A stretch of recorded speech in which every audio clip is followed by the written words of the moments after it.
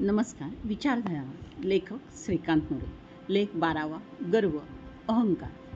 गर्वाचं घर नेहमीच खाली. इथं खाली या शब्दाचा अर्थ लहान असा घेता येईल, पण अनेक बाबतीत गर्व असलेल्या व्यक्ती ह्या डाव्या, गर्व असलेल्या व्यक्ती ह्या दोषयुक्त असाही घेता येईल. गर्व झाला म्हणजे त्याला स्वतःबद्दल अभिमान वाटतो. आपण नेहमीच म्हणतो माणसाला स्वाभिमान असावा, गर्व असू नये. गर्व झालाच त्याला तर जाऊ दे, एवढं काय स्वतःला समजतो, तो आपलं ऐकूनच घेत नाही. अरे गर्व झालाय म्हणजे नेमकं इथं काय बरं अभिप्रेत आहे? मला वाटतं या ठिकाणी गर्व म्हणजे तो इतरांना समजून घेत नाही. गर्व नाही म्हणजे समोरच्याचं म्हणणं तो शांतपणे ऐकून घेतो. गर्विष्ठपणा ही चांगली गोष्ट नाही.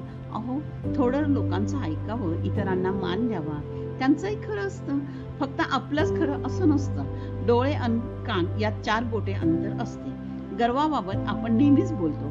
घरोघरी हा शब्द या ना त्या अर्थानं वापरला जातो. गर्व सर्व क्षेत्रात विविध अर्थाने वापरला जातो. त्याला माणुसकी नाही हो, गर्व झाला.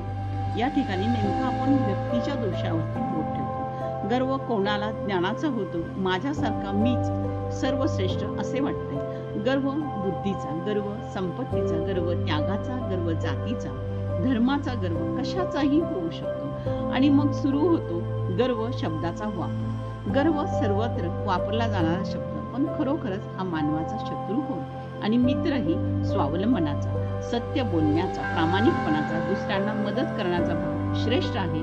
तो गर्वात अंतर्भूत असेल तर तो भाव निश्चितच श्रेष्ठ असतो. पण संपत्तीने माजून इतरांना तुच्छ लेखणे, ज्ञानाने इतरांना अज्ञानी म्हणणे, मी उच्च प्रतीचा आहे म्हणून अभिमान असणे निश्चितच वाईट आहे, चूक आहे. सशाला गर्व झाला म्हणून चंद्रानं सशाचे 2 कान धरून त्याला उचललं आणि म्हणूनच सशाचे 2 कान लांब झाले. मुलांसाठी दंतकथा आणि बोधकथा खूप छान आहे, पण अर्थपूर्ण सुद्धा आहे. मानवी जीवनात गर्वाचे अनेक अर्थ, स्थान, काल, परत्वे अर्थ बदलतात. गर्व असला की आध्यात्मिक क्षेत्रात त्याला वेगळाच अर्थ आहे. म्हणूनच सर्वच श्रेष्ठ धर्मग्रंथात गर्वाच्या बाबतीत संत वचने आपणास दिसतात. गर्वाने माणूस ज्ञानापासून वंचित होतो. गर्वाने तो नवीन मार्ग शोधत नाही. गर्वाने जो तो मूर्ख म्हणून ओळखला जातो. गर्वाने शरीर, स्वास्थ्य, स्त्री, मुले, संसार यावरील अतिरेकी प्रेम स्पष्ट होते. गर्व माणसाला ईश्वर प्राप्तीपासून दूर नेतो. गर्व मानवात दरी निर्माण करतो. गर्व समाधान घेऊन जातो. गर्वहरण झाले तरच आपण जेव्हा म्हणतो तेव्हा एखाद्याला विशिष्ट गोष्टीचे, ज्ञानाचे, संपत्तीचे महत्त्व माझ्यापेक्षा समोरच्याला जास्त आहे असे निदर्शनास येते.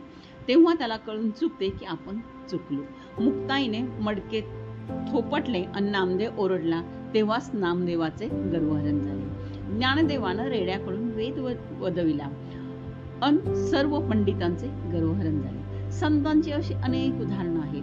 भीमाचे गर्वहरण एका म्हाताऱ्या वानराने म्हणजेच मारुतीने केले, तर अर्जुनाचे गर्वहरण एकलव्याने केले. गर्वाबाबत साहित्य, लोककथा, दंतकथा, आध्यात्मिक, पौराणिक, धार्मिक कितीतरी दाखले आपल्याला देता येतील. थोडक्यात मीपणा यात अभिप्रेत आहे का? होय. मीपणा नाहीसा होणे, एकत्र जगणे, सामाजिक, सांस्कृतिक ज्ञानात सतत सर्वांसाठी प्रयत्न करणे. माझ्यापेक्षा किती जण तरी छान काम करतात, माझ्यापेक्षा इतर सर्वश्रेष्ठ आहेत, माझ्यापेक्षा इतरांचे कलाकौशल्य मोठे आहे, हे ज्याला समजते तो मग कधीही संपले असे समजत नाही. प्रत्येक क्षेत्रात चालत राहा, प्रत्येक क्षेत्रात अभ्यास करत राहा, प्रत्येकास मान सन्मान देतो, सर्वांना बरोबर घेऊन जातो. सर्वांसाठी मी, माझ्यासाठी सर्व, आम्ही सारे एकच भावना गर्व नाहीसा होताच येते. गर्व शब्द आपण नेहमीच वापरतो, बोलण्यात, चर्चेत, परंतु त्याचे पालन करण्यात नेहमीच अडचण येतो. तो केवळ आजूबाजूच्या समाजाला विसरण्याने. सर्वांचा विचार, इतरांचा विचार आला तरी गर्व खंडित होतो. नारद मुनी, नारायणचे भक्त, सतत नारायण नारायण म्हणायचे, पण भगवान म्हणतात, अरे नारदा, पृथ्वीवरचा शेतकरी माझा श्रेष्ठ भक्त, तू पृथ्वी प्रदक्षिणा हा कमंडलू घेऊन कर. कमंडलूतला एकही थेंब खाली सांडता कामा नये. नारद मुनी थेंब सांडू नये म्हणून प्रयत्नाची पराकाष्ठा करतात. विजयी मुद्रेने भगवानांकडे परत येऊन भगवान म्हणतात, अरे नारदा, प्रदक्षिणेच्या मार्गामध्ये किती वेळा तू माझं नामस्मरण केलं? नारद मुनी खजील होतात. थोडक्यात सतत प्रयत्न, कष्ट, चिकाटी, जिद्द, मानवाचे हे अनेक गुण अत्यंत अनुकूल आणि प्रतिकूल परिस्थितीही जपले पाहिजेत. म्हणूनच गर्वापासून दूर राहायचे असते.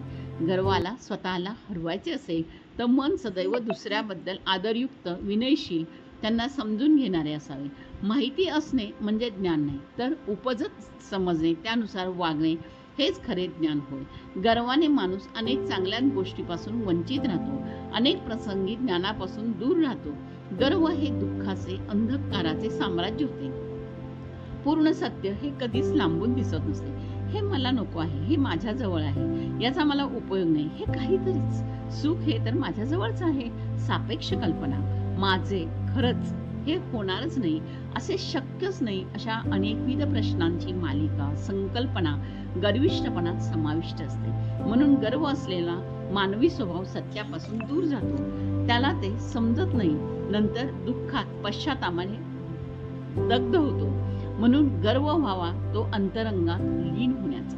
ज्ञानेश्वराच्या पसायदानाप्रमाणे, भारतीय संस्कृतीप्रमाणे सर्वांच्या ठाई लक्ष्मी असू दे, सर्वांना आरोग्य असू दे, वसुदैव कुटुंबात सर्वांना ज्ञान मिळू दे, सर्वांप्रमाणे मी आहे.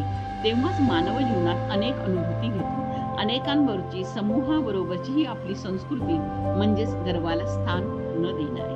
मी या ठिकाणी गर्व या संज्ञेबद्दल माझ्या मनाचे तरंग नमूद केले आहेत. मला माझ्या या संज्ञेबद्दल गर्व नाही, तर अनेकांकडून याबाबत, या संज्ञेबाबत विचार होऊ नये, ती प्रत्येकांना अधिकाधिक प्रिय व्हावी, यातून समाज प्रबोधन व्हावे हीच अपेक्षा. आपल्याला जीवनात उपयोग व्हावा, कळते परिणाम वळते असे होऊ नये, म्हणून गर्व यातून मीपणा जावा, म्हणजेच निखळ मनाचे प्रेमभाव, सर्व सरळ भाव खळखळणाऱ्या झऱ्याप्रमाणे वाहू दे. समाजात आज खरोखरच याची गरज आहे.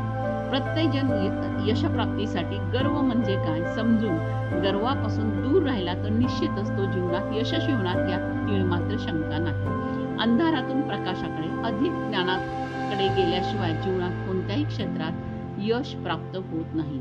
म्हणून गर्व यशाच्या मार्गामधला मोठा अडसर आहे. तो जीवनातून लय पावला पाहिजे. तो विरघळतो कशा, तर इतरांना माझ्याकडे देण्यासाठी थोडं आहे, पण मला इतरांकडून घेण्यासाठी आकाशभर आहे, हे जेव्हा समजते तेव्हा गर्व आपोआप तिथेच संपलेला असतो.